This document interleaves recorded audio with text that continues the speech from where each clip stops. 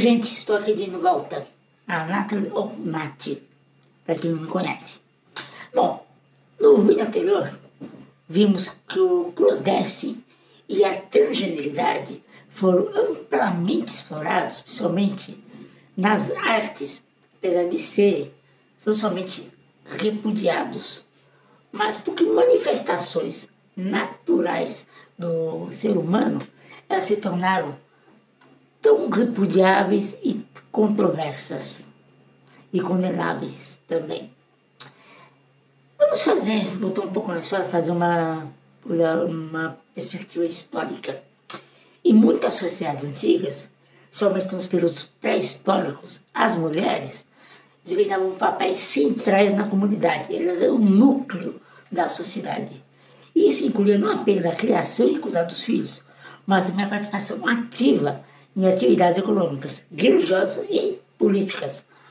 Algumas sociedades elas podem ser descritas como matriarcais ou, no mínimo, como matrilineares, onde as mulheres, a herança e a descendência eram passadas através delas da linhagem materna e não paterna, como estamos acostumados atualmente, principalmente aqui no Ocidente.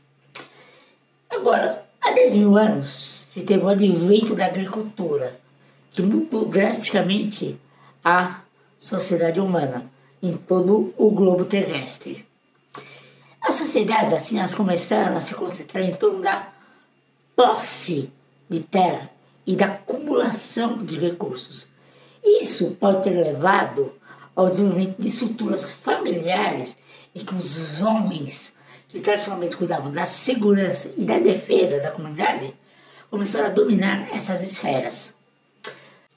Com o crescimento das comunidades, se aumentou os conflitos por territórios e recursos. Afinal, o homem só sabe fazer guerra. E com esse aumento de conflitos, se teve a necessidade do quê? De defesa, de proteção. Isso levou à valorização do quê? Da força física, que é frequentemente associada aos homens, porque eles que desempenham esse papel. E esse papel de defesa, pode contribuir para o aumento do poder masculino na sociedade. E assim, uma sociedade que era mais matriarcal passou a valorizar mais o patriarcado. Gradativamente, é lógico, e em todas as partes do mundo ao mesmo tempo. Mas em muitas sociedades e culturas dessas épocas, as divindades femininas elas foram gradualmente substituídas ou, no mínimo, subordinadas a deuses masculinos. Mitologias e religiões passaram a refletir e reforçar as estruturas sociais, essas estruturas patriarcais. Assim, elas promoviam a ideia de que os homens eram superiores às mulheres. As sociedades patriarcais, como as da Grécia e Roma antigas, tiveram assim, uma grande influência em todo o mundo, especialmente através da conquista e colonização. E essas sociedades promoviam valores patriarcais que acabaram se disseminando em muitas outras culturas. E com o tempo, essas estruturas patriarcais se consideraram, e a posição da mulher se tornou subversiente em muitas culturas. E nessas culturas antigas, a lua era associada ao feminino e à fertilidade. E as divindades femininas, como toda a lua, seus ciclos, eram vistos como símbolos de renovação, de vida e conexão com a natureza. Deuses femininos, como Ísis no Egito Antigo, Artemis e Selene na Grécia, eram muito veneradas. Em algumas sociedades matrifocais, onde a importância das mulheres era mais reconhecida, o culto à lua era predominante. Esse culto era frequentemente associado à agricultura e à fertilidade dessas comunidades. E ao segundo traz que tudo isso era central à sobrevivência da sociedade, da comunidade que existia naqueles núcleos. E com o desenvolvimento das sociedades mais hierárquicas e centradas na autoridade, a força e a autoridade na conquista, na força, começou a ganhar preferência. E assim o sol, que era associado ao masculino, passou a ganhar força e ganhar preeminência. E assim o sol passou a ser visto como um símbolo de poder, estabilidade e ordem. Qualidades que as novas estruturas patriarcais queriam enfatizar. E com o surgimento das religiões monoteístas, as religiões abraâmicas, especialmente o judaísmo, o cristianismo, o islamismo, a adoração ao sol ela foi reinterpretada e integrada à concepção de um Deus único e transcendente. Embora essas religiões condenassem e condenam até hoje a adoração de corpos celestes como ídolos, o simbolismo solar foi frequentemente associado à divindade. Vamos, por exemplo, pegar o cristianismo, que é o mais comum aqui onde vivemos, aqui no Brasil. Jesus é descrito como a luz do mundo, uma metáfora que ecoa o simbolismo solar. A associação com o sol, com divindades masculinas, e eventualmente com o Deus monoteístas, e reforçou as estruturas patriarcais. A luz solar, que domina a escuridão, que acaba com as trevas, é frequentemente associada ao feminino e à lua, tornou-se um poderoso símbolo de autoridade divina masculina. E à medida que as religiões solares e patriarcais ganhavam força, o culto à lunar e às divindades femininas foram progressivamente sendo marginalizadas. A lua, que era antes venerada por sua conexão com a fertilidade e a renovação, passou a ser vista menos central nas cosmologias e práticas religiosas dominantes. E assim, a substituição ao culto da lua pelo culto ao sol e a ascensão das religiões patriarcais foi um processo gradual que desenrolou ao longo de várias épocas, ao longo de vários séculos. E algumas dessas mudanças elas começaram lá pela Idade do Ferro, Idade do Bronze, por aí, nessas épocas, há 10 mil anos, 8 mil anos atrás, por aí. Nessas sociedades, a transgeneridade variava muito como ela era vista, dependendo da cultura, da era e da estrutura social e religiosa predominante, e principalmente a religiosa. Isso variava muito e era dependendo de onde estava geograficamente localizada essas sociedades. E muitas dessas sociedades antigas, primitivas, havia uma conexão, uma compreensão mais fluida e diversa de gênero. No entanto, com a ascensão das religiões patriarcais e monoteístas, essas expressões de gênero foram frequentemente marginalizadas ou suprimidas em quase sua totalidade. Na antiga Mesopotâmia, alguns textos religiosos e mitológicos eles mencionam divindades e figuras que se vistos como transgêneros ou, no mínimo, de gênero fluido.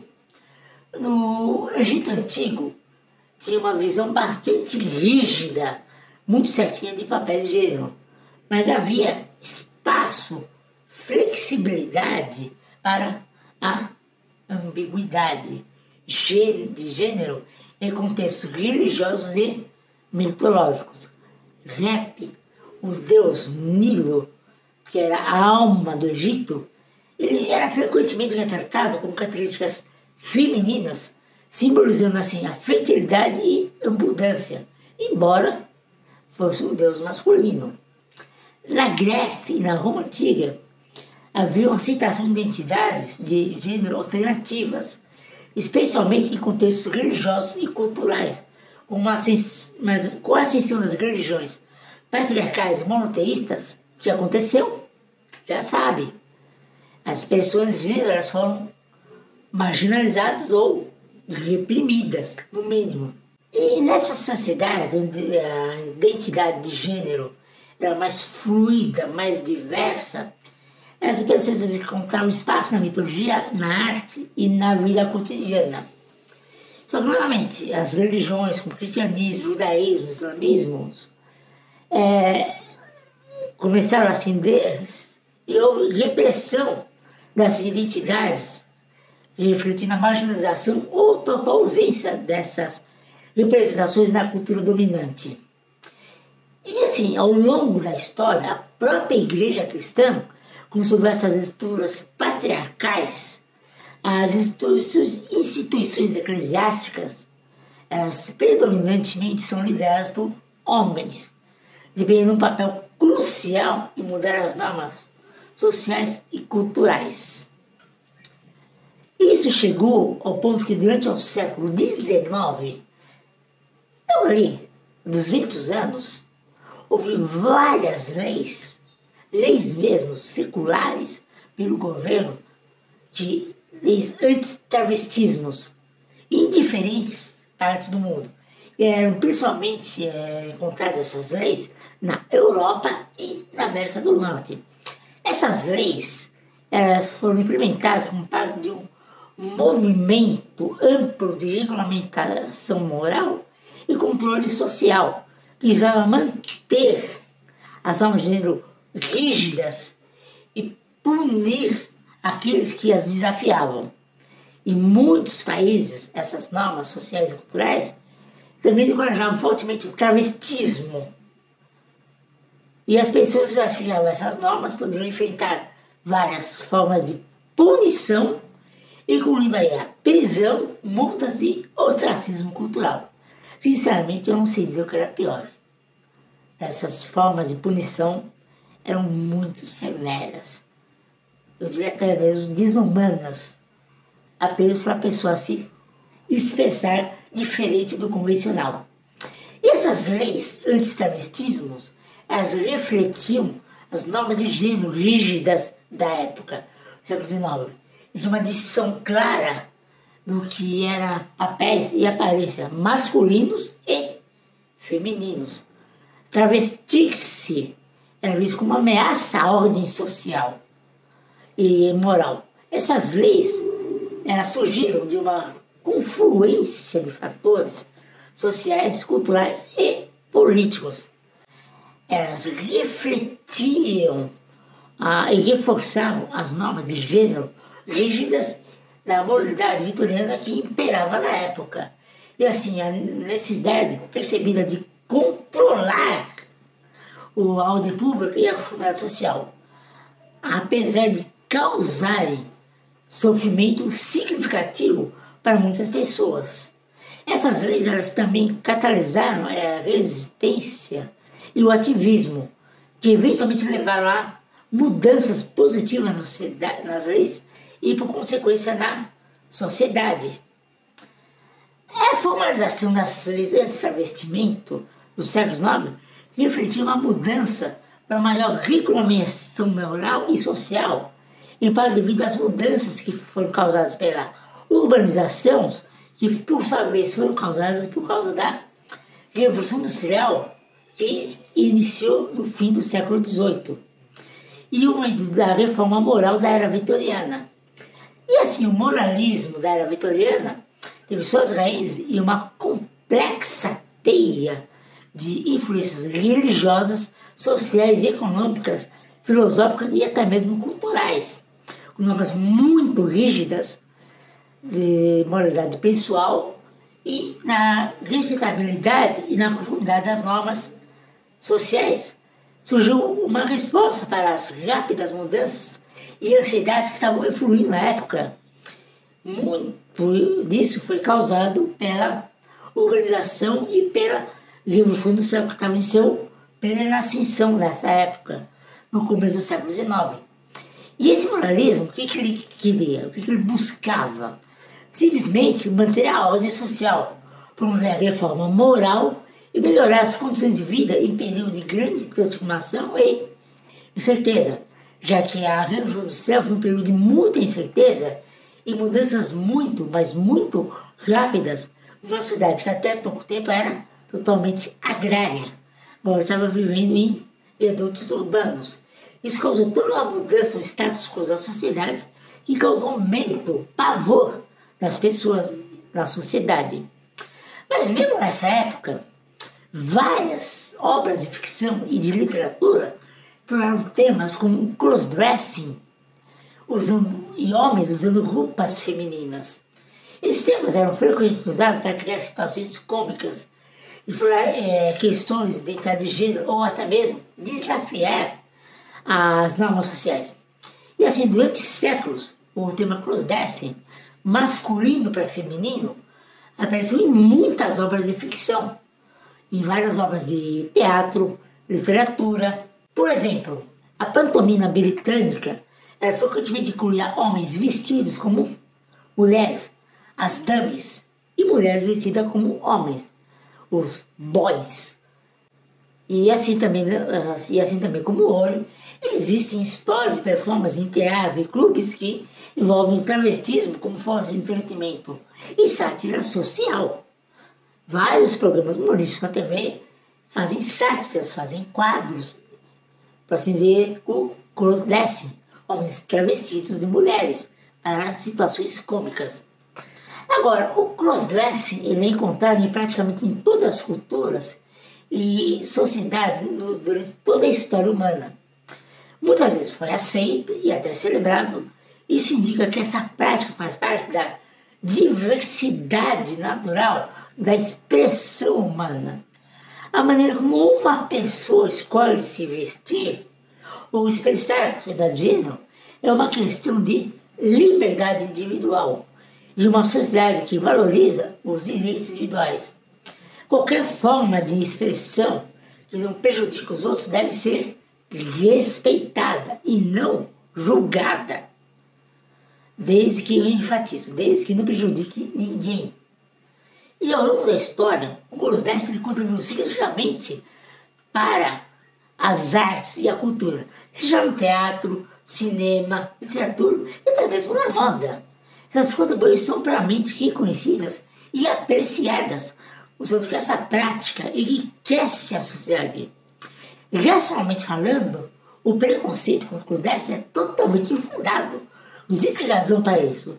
Ele não causa nenhum dano a terceiros, uma expressão natural da diversidade humana, ou seja, não é uma escolha da pessoa. Ou seja, se nasce assim, a gente não escolhe isso. Se nasce, é inato da pessoa. O preconceito geralmente deriva de normas sociais rígidas e desconhecimento. Por isso, devemos sempre buscar conhecimento para que não nos tornemos preconceituosos também. O conhecimento é a chave da liberdade. E assim, meninas, eu fico por aqui e a gente se vê por aí. Até mais.